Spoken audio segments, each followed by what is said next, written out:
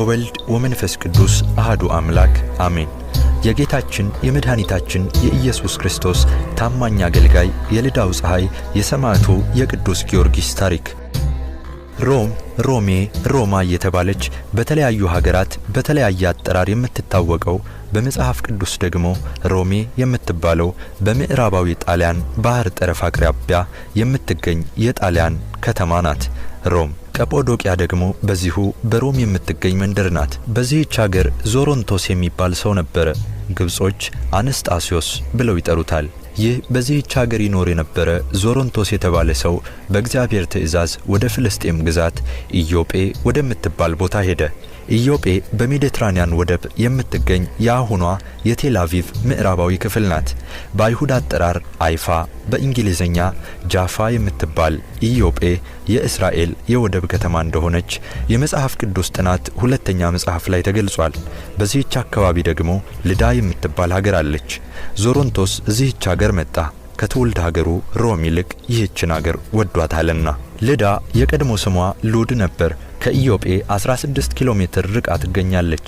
ዞሮንቶስ ይህችን ሀገር ለመውደዱ አንዱ ምስጢር ደግሞ ቅዱስ ጴጥሮስ በዚህች ሀገር ላደረገው ፈውስ አድናቆት ስለነበረው ነበር። በፍልስጤም ግዛት ከምትጠቀለል ድዲያስ ከተባለች ሀገር አቅሌሲያ የምትባል ሴት አገባ። አቅሌሲያ በግብጾች አጠራር ቴዎብስታ ሲሆን በግዕዝ ደግሞ ቤተ ክርስቲያን ማለት ነው። ይህችን ሴት ከመልኳ ባሻገር በአካባቢው በመልካም ምግባሯ የተመሰገነች በእግዚአብሔር የተቀደሰች የተባረከችና የተመረጠች ሴት ነበረች። ዞሮንቶስና አቅሌሲያ እጅግ በፍቅር ይኖሩ ጀመር። እግዚአብሔርን ያከብራሉ፣ ለድሃ ይመጸውታሉ። ይህንን ሲያደርጉ የበለጠ ባለጸጋ እየሆኑ መጡ።